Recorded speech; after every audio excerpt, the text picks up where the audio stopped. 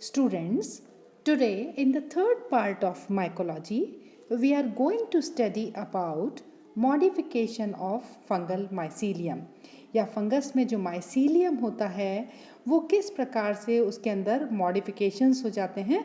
There are certain fungi जिसके अंदर mycelium modify हो करके कुछ स्पेशल स्ट्रक्चर्स बना लेता है, एक स्पेशल टाइप ऑफ टिश्यू बना लेता है जिसे प्लेक्टन कायमा कहा जाता है. तो हम बात करेंगे आज फंगल माइसीलियम के मॉडिफिकेशन की. तो पहली चीज़ माइसीलियम क्या होता है कि ये मैं आपको पहले भी बता चुकी हूँ कि mycelium is basically a network of tubular hyphae, यानी फंगस के अंदर जो हाइफल स्ट्रक्चर्स या ट्यूबुलर स्ट्रक्चर्स जो पाए जाते हैं उनका जो नेटवर्क होता है वो नेटवर्क माइसीलियम कहलाता है.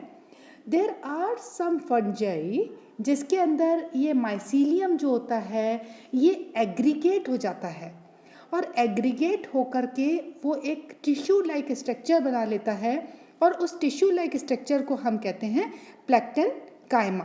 तो प्लेक्टन कायमा का फॉर्मेशन जो होता है वो किस प्रकार से होता है? It is formed by branching, interweaving, anastomosis and coiling of hyphae. यानी फंजाई के अंदर जब डेंस ब्रांचिंग हो जाती है और वो ब्रांच्ड हाइफी जो है वो आपस में उनमें इंटरवीविंग हो जाती है, वो आपस में एनास्टमॉइज हो जाते हैं, गुथ जाते हैं आपस में, कॉइल्ड हो जाते हैं और इस तरह से इनकी कॉइलिंग से या एनास्टमोसिस से ये एक टिश्यू लाइक स्ट्रक्चर बनाते हैं और ये टिश्यू लाइक स्ट्रक्चर जो है वो टिश्यू लाइक स्ट्रक्चर कहा जाता है प्लेक्टन कायमा. तो व्हाट इज प्लेक्टन कायमा? Plectenchyma is basically a organized mass of tissue. क्या है? एक ऑर्गेनाइज मास है टिश्यू का और वो टिश्यू किससे बना? Due to interweaving and anastomosis and coiling of hyphae से बना. एंड ये जो मास ऑफ टिश्यू है ये बेसिकली थिक वॉल्ड होता है क्योंकि पूरा ये गुथने से बना होता है और ये कुछ स्पेसिफिक कार्य करता है उस पर्टिकुलर फंगस के अंदर. ये दो प्रकार का होता है. One is prosenchyma and another is pseudoparenchyma. हम बात करेंगे प्रोजेनकाइमा की कि प्रोजेनकाइमा क्या होता है. प्रोजेनकाइमा का जो दूसरा टर्म या नाम दिया गया है वो है प्रोजोप्लेक्टन काइमा.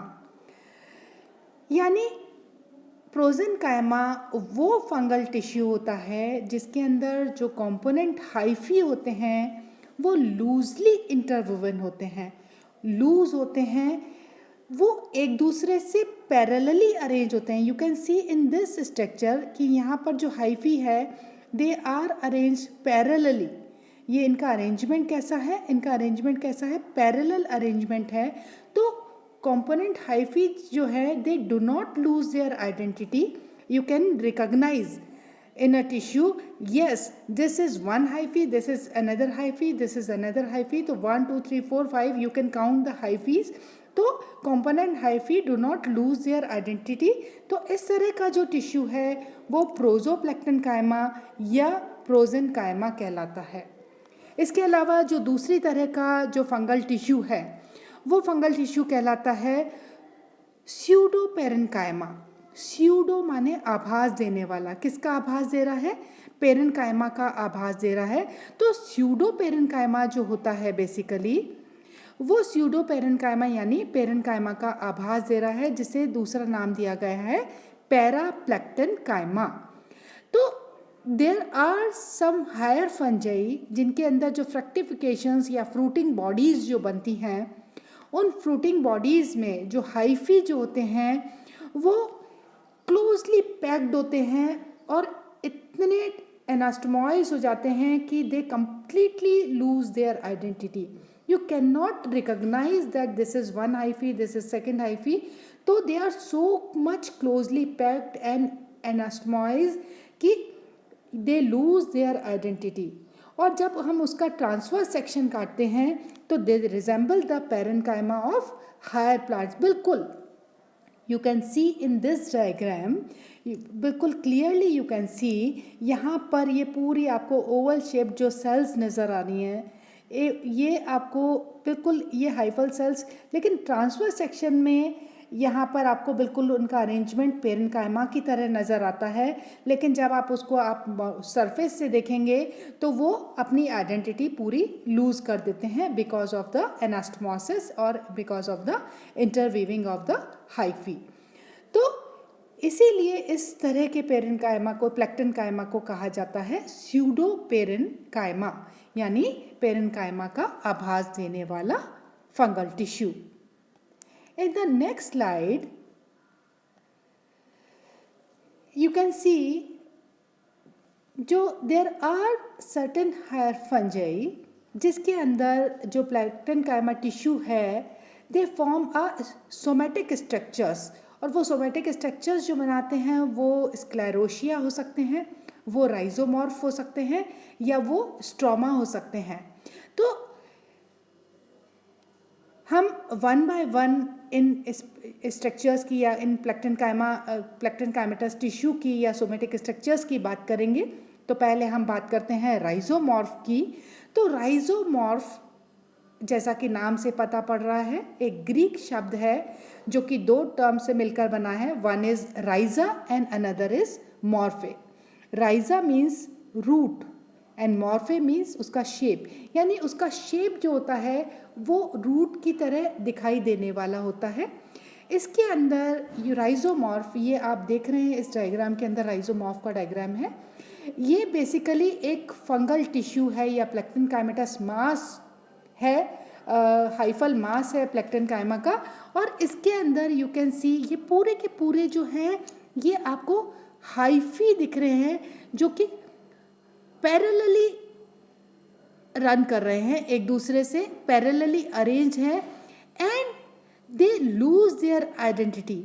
और ये अपनी पैरेलली रन तो कर रहे हैं और ये अपनी आइडेंटिटी भी लूज कर चुके हैं, और ये एक ऐसा रिजिड स्ट्रक्चर बना लिया है इन्होंने जो कि एक यूनिट की तरह ग्रो कर रहा है, बिल्कुल एक रूट की तरह ग्रो कर रहा है और दिखाई दे रहा है। और ये जो ग्रो करता है वो एक apical, you can see the apical centre also.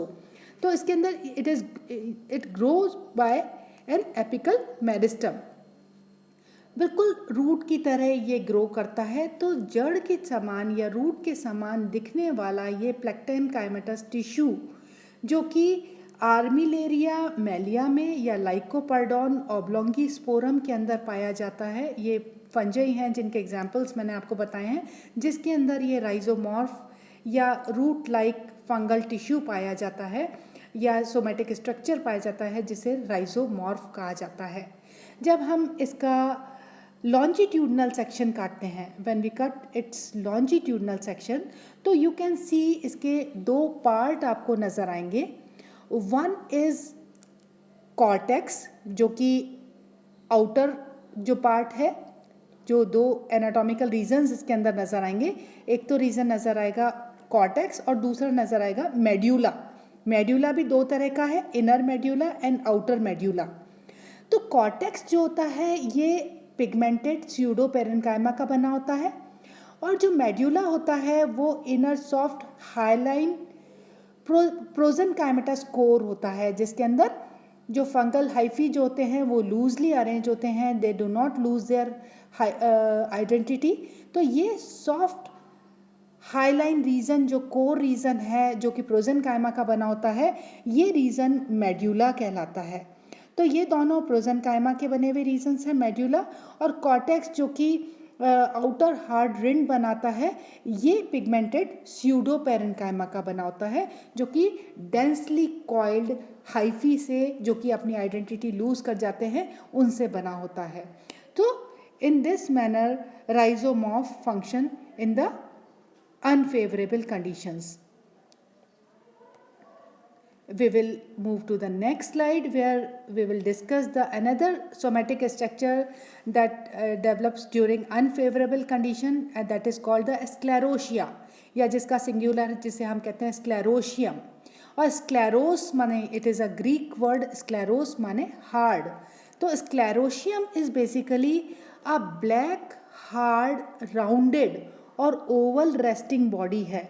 ये क्या है? It is a resting body जो कि डॉर्मेंट स्टेज में रहती है अनफेवरेबल कंडीशन के अंदर, और ये स्यूडो पेरेन्काइमेटस हाइफी के एग्रीगेशन से ये रेस्टिंग बॉडी डेवलप होती है, जिससे स्क्लेरोशियम कहा जाता है।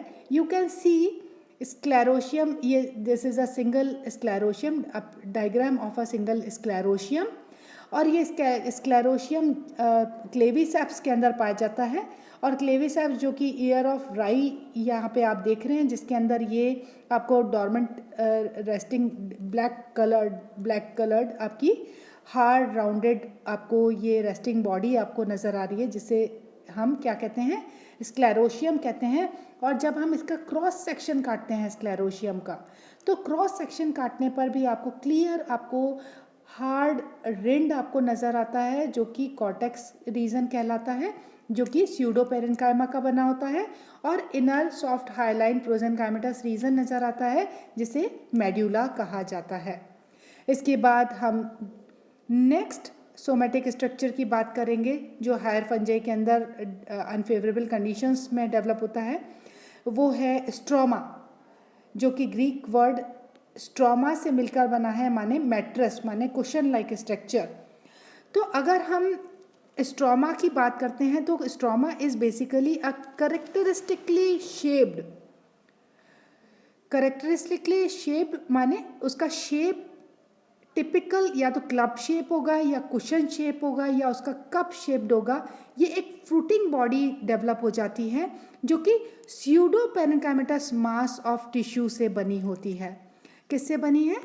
स्यूडो पेरेन्काइमेटस मास और टिश्यू से बनी है by aggregation of the septate fungi. यहाँ हम शब्द इस्तेमाल कर रहे हैं सेप्टेट फंजाई, और सेप्टेट फंजाई जो भी होती है यानी हायर फंजाई जो होती है यानी बेसिडियो माइकोटेना के मेंबर्स या एस्कोमाइकोटेना के जो मेंबर्स होते हैं, वो बेसिकली सेप्टेट होते हैं। तो इन मेंबर्स के अंदर ये due to aggregation of pseudo parenchymatous mass और टिश्यू, ये एक characteristically shaped fruiting body develop होती है। और ये इस पर reproductive structures can also develops. उस पर you can see in this diagram, इस पे रिप्रोडक्टिव स्ट्रक्चर्स भी डेवलप हो जाते हैं। You can see this is a section through stroma, और सेक्शन में आप देख रहे हैं कि ये जो अपर रीजन है, ये आपका फर्टाइल रीजन दिख रहा है, जिसमें आपको रिप्रोडक्टिव स्ट्रक्चर्स नज़र आ रहे हैं, एंड द एंटायर आपका स्यूडो पेरेन्काइमेटस मास या टिश्यू आपको दिख रहा है, जो कि स्ट्रोमेटिक टिश्यू बना रहा है। और जब आप इसको देखेंगे तो यहाँ पे यू कैन सी, जो कि आपको पूरा आपका जो है जिसके अंदर हाइफी आपको क्लियरली नज़र आ रहे हैं। तो इस तरह से जो हायर फंजाई है उसमें ये सोमेटिक स्ट्रक्चर्स डेवलप हो जाते हैं, जो कि फंगल माइसीलियम के मॉडिफिकेशंस से डेवलप होते हैं, जो कि अनफेवरेबल कंडीशंस में मोस्टली डेवलप होते हैं। तो आज हम इतना ही बात करेंगे। इसके नेक्स्ट लेक्चर में we will continue the next part of modification of fungal mycelium. That's all about my today's lecture. Thank you.